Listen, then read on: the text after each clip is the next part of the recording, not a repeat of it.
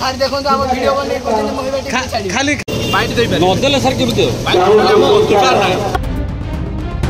सुरभि कार्यक्रम रे पीबा पाई पानी बकेट रे भर्ती करी बोहिले छात्र छात्र छात्री प्रतिभा पाई आयोजित सुरभि कार्यक्रम रे एपरी एक दृश्य सामना को आसी।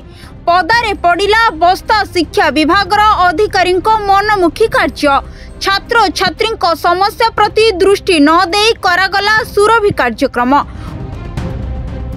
वर्षा कादुअरे विद्यालय परिसर सरसर होइथिले मध्य एथिप्रति दृष्टि न दे आयोजित करागला कार्यक्रम। वर्षा रे भिजी पानी कादुअरे बसी सुरभि कार्यक्रम देखिले छात्र छात्री।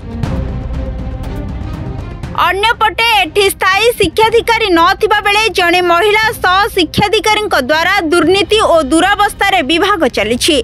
एही दुर्नीति विरोध रे पूर्वरु अभियोग करा जायथिले मध्य एहार कोनोसी समाधान मध्य होई नथिला। बस्ता शिक्षा अधिकारी स्थायी भाव में नियुक्ति दीर्घ वर्ष धरी पाउनथिबा बेले एभली दुरावस्था देखा देछि। बस्ता गोष्ठी शिक्षा अधिकारी अधीन रे सुरभि कार्यक्रम गत 29 तारिख रे गर्ल्स उच्च विद्यालय बस्ता रे अनुष्ठित होइथांता, किंतु लघुचाप जनित वर्षा कारणरू एही कार्यक्रम को कौनसी सूचना बिना 29 तारिख परिवर्ते 30 तारिख रे अनुष्ठित करागला। एही उत्सव रे बस्ता विधायिका सुभाषिनी जेना, जलेश्वर विधायक अश्विनी कुमार पात्र समेत ब्लॉक उपाध्यक्ष अध्यक्ष बीडीओ और गोष्ठी शिक्षा अधिकारी प्रमुख उपस्थित थिले। मात्र समस्त उपस्थिति रे सुरभि कार्यक्रम रे भाग नेथिबा छात्र छात्री पानी बकेट रे बहिबा सहित विभिन्न कार्य लागिथिले।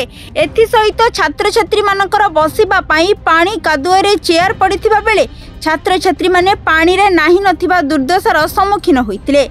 एने बस्ता गोष्ठी शिक्षा अधिकारी यज्ञेश्वर जेना को पचारिबारु आमको कौनसी विवृत्ति देबा को अनुमति दिया जाय नै बोली से प्रकाश करथिले। बाइट देबे न देले सर केबे देबे अधिकार नाही हम अधिकार नाही बाइट आपण सर असुरक्षित परिवेश भितर होउ कादा पचमत कार्य सर आज ए जे सुरज कार्यक्रम होत सर कोन करे सर बाइट नंबर सही बस्तारू भरत कुमार दास का रिपोर्ट, सरकार न्यूज।